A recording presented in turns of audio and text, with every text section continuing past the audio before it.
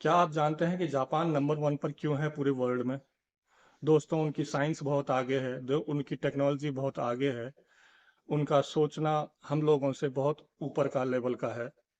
That is okay, but there is one another particular reason why they are far better than us. Reason is that particular word in their dictionary. That word is kaizen.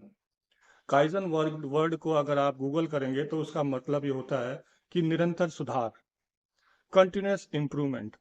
And they believe no matter what you are doing and for how long you have been doing a particular activity, there is a room for improvement in that activity, and you can still do it in a better way.